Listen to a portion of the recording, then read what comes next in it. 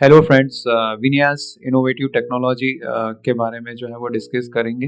ये defence and aerospace company है and recently con call में जो है मैनेजमेंट ने जो है वो गाइड किया है कि 30% ग्रोथ रहेगा इनका over the next 3 to 5 years। Innovative जो है विनियास जो है टेक्नोलॉजी जो है बेसिकली जो है वो एक इलेक्ट्रॉनिक प्रोडक्ट कंपनी है। ये जो है वो हाई क्वालिटी इलेक्ट्रॉनिक्स जो है वो प्रोडक्ट जो है बनाती for the defence, aerospace, medical devices and industrial machines, cars and telecoms के लिए। पर इनका मेनली जो है 70% जो रेवेन्यू आता है वो एरोस्पेस एंड डिफेंस सेक्टर से ही आता है। इनका मेन काम जो रहता है उसको ऐसे समझते हैं कि प्रिंटेड सर्किट बोर्ड जो रहता है, ग्रीन इलेक्ट्रॉनिक बोर्ड जो रहता है जिसमें बहुत सारे रजिस्टर, कैपेसिटर, ट्रांजिस्टर जो है वो एम्बेडेड रहते हैं, आईसीज एम्बेडेड रहते हैं।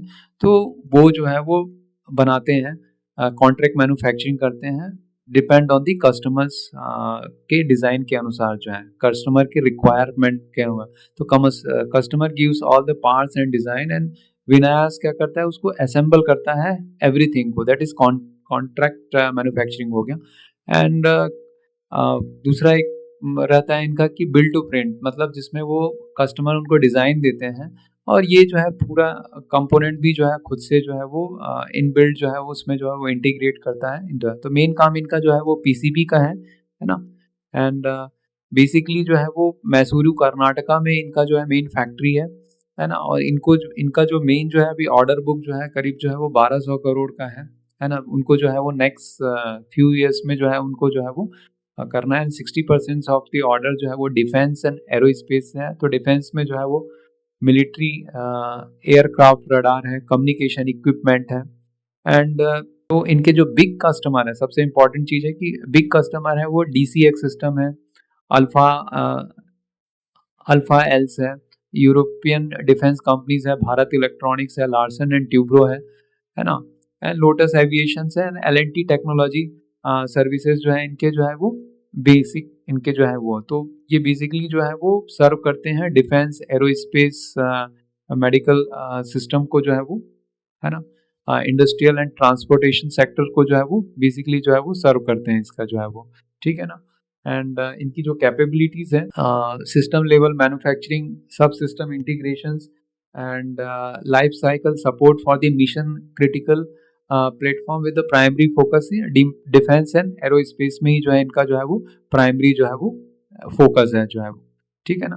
तो ये विनायस जो है क्या है, एक इंजीनियरिंग ड्रिवन है, built to meet stringent quality traceability benchmark required for the global original equipment manufacturer and tier 1 patterns में जो है, ठीक है ना। इनके जो ग्रोथ मोमेंटम फैक्टर है, प्रोग्राम पाइपलाइन जो है वो विन्यास जो है वो plays key manufacturing role in the diversified portfolio of the mission critical defence and aerospace programmes, ठीक है ना। तो अपॉर्चुनिटी 3000 करोड़ का है, 5 ईयर्स में ऑर्डर बुक जो है अभी 727 करोड़। सिस्टम इंटीग्रेशन है, सिस्टम इंटीग्रेशन में इनका जो अपॉर्चुनिटी है 2000 करोड़ का है, ऑर्डर बुक जो है वो 290 करोड़ है। And Vinyas is technology transfer to the global EVM executive, है ना। तो इसमें जो अपॉर्चुनिटी 3000 करोड़ का है। लाइसेंस एंड द सर्टिफिकेशंस में जो है अपॉर्चुनिटी 600 करोड़ 5 ईयर्स का है। वर्टिकल सेगमेंट एक्सपेंशन में जो है वो 800 करोड़ का है नेक्स्ट 5 ईयर्स में, पर ऑर्डर बुक अभी जो है वो 45 का है। ग्लोबल एक्सपेंशन में opportunity is 800 crore for the next 5 years. ये इनके जो है वो इन्वेस्टर प्रेजेंटेशन में बताया कि what are the growth momentum factor for the next 5 years जो है वो। इनका रेवेन्यू ब्रेकअप करेंगे H1 FY26 में, तो जो है बेसिकली 70% जो है वो एरोस्पेस से ही आया, डिफेंस एंड एरोस्पेस से जो आता है। इंडस्ट्रियल से जो है वो 18% है, एंड मेडिकल एंड अदर से जो है ऑलमोस्ट जो है वो जो आता है 3 to 4% है, ठीक है। सो फाइनेंशियल परफॉर्मेंस के बारे में डिस्कस करेंगे कि रेवेन्यू जो है उनका जो है वो 43% Y1 जो है वो बढ़ के आया हुआ था। EBITDA जो है वो ऑलमोस्ट 24 करोड़ था, that is margin of the 11%। And PAT जो है वो 9.35 करोड़ था, 33% Y1 ग्रोथ था। ऑर्डर इनफ्लो जो है वो इस क्वार्टर में 411 करोड़ का था। एंड टोटल ऑर्डर बुक जो है ऑलमोस्ट जो है वो 1062 करोड़ था। एग्जीक्यूशन जो रहेगा वो विद इन 18 to 12 मंथ में जो रहेगा इसका, ठीक है ना।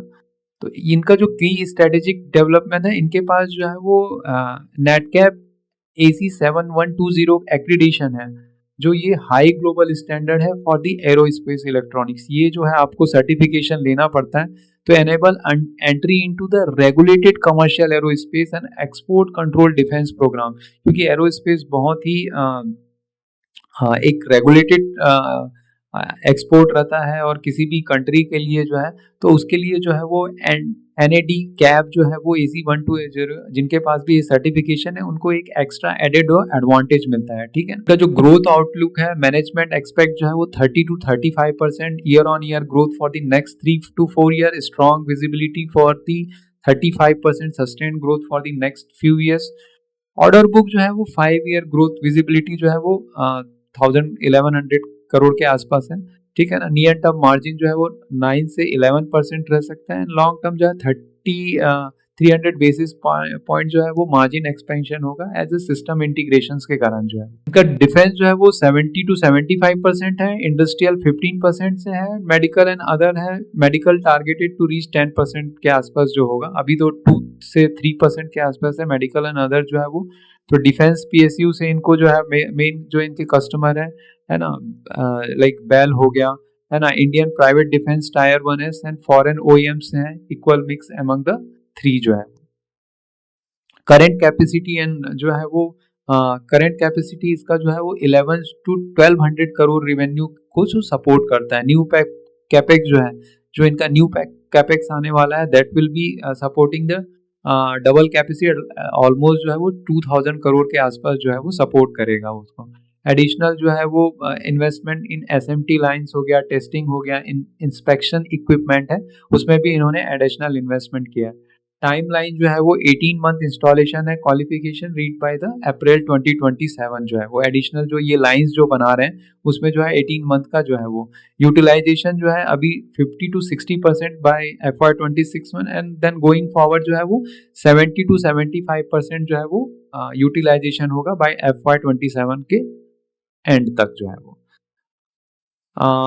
स्ट्रेटेजिक क्या है, strong entry into electronic system and सब सिस्टम मैन्युफैक्चरिंग, सिस्टम इंटीग्रेशन में जो है वो बहुत ही स्ट्रांगली एंट्री किए हैं। Long term plan to add engineering build to specific capability, non defence है, and several defence programme, solar vendor, single tender positioning, and इनको जो है वो NAD cap provides security values only 2-3 Indian electronics company, ये बहुत important है कि 2-3 electronics companies only have the competition to hold it। Market जो है वो डिफेंस प्रोग्राम के लिए जो इनकी जो पाइपलाइन है वो हेलीकॉप्टर एंड एयरक्राफ्ट कम्युनिकेशन हो गया, इमेजिंग हो गया, फायर कंट्रोल हो गया, एंड नेवी रडार्स के लिए हो गया। कमर्शियल एयर स्पेस पाइपलाइन है, क्या है, फर्स्ट आर्टिकल इंस्पेक्शन स्टेज में है ये, ठीक है ना। And expect shorter qualification cycles compare to the non नेटकैप PS जो है वो। सप्लाई चेन जो है वो diversified sourcing across Asia, US, Europe and जो है वो इंडिया, इसराइल, इन सब में जो है इनका जो है वो सप्लाई चेन है। Defence restriction, no China sourcing है इनका। Single source risk exist for the made to order defence company जो है वो, ठीक है ना।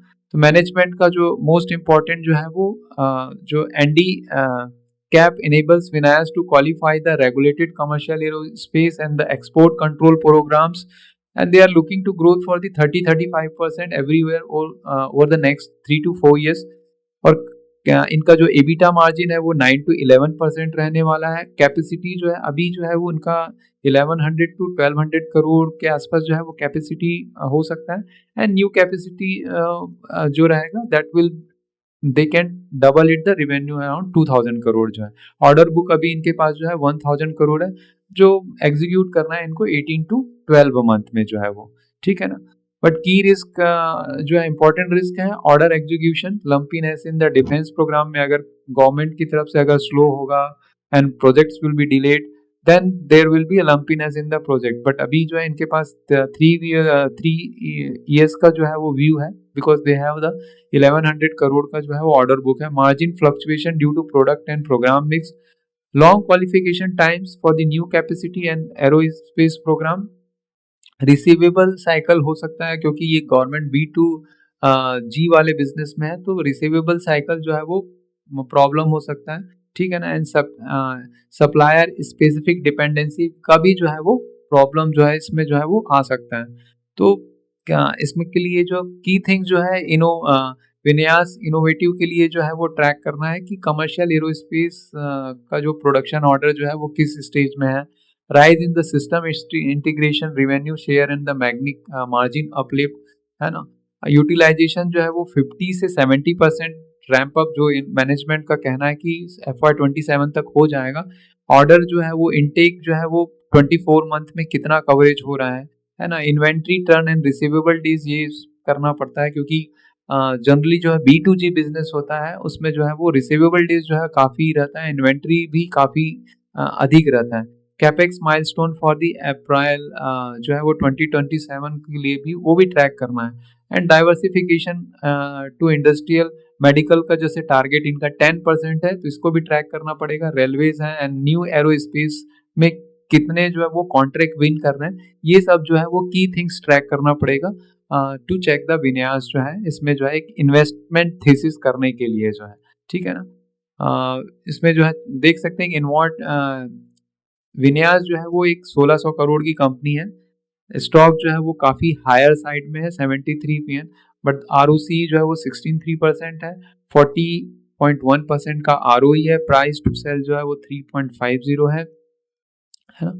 एंड जो है वो क्वार्टरली प्रॉफिट में चेक करेंगे तो दैट इज सेल्स जो है वो 150 करोड़ से जो है वो 212 करोड़ हो गया, ऑलमोस्ट 43% का जो है इंक्रीज है। ऑपरेटिंग मार्जिन जो है वो 10% है। नेट प्रॉफिट जो है इनका 9% है ना। एंड इन्वेस्टर जो है वो इट इज पब्लिक के पास बहुत ज़्यादा है ना। प्रमोटर्स के पास ओनली 20-30% है, वो भी एक चेक करना है, ठीक है ना। एंड बैलेंस शीट में जो है वो 129 करोड़ का डेप्थ है इसका जो है वो। एंड चार्ट में देखते हैं कि जो है वो this is for 1 year it has काफ़ी ज़्यादा जो है वो रन अप हो चुका है। 600 करोड़ से जो है वो ऑलमोस्ट जो है वो डबल हो चुका है ये, ठीक है ना। तो price has also run up हो गया है और पी भी हायर साइड में है ना। But the growth prospect of 30 to 35% जो वो दिख रहा है, तो एक स्टडी करने के लिए अच्छा इन्वेस्टमेंट है। एक small cap company of 1600 crore in क्योंकि चूंकि make in India aerospace and defence में काफ़ी जो है वो गवर्नमेंट का इनिशिएटिव है, तो उसके लिए जो है वो स्ट्रॉन्ग बेनिफिशियरी हो सकता है विन्यास innovative for the next 2-3 years के लिए जो है वो। तो यही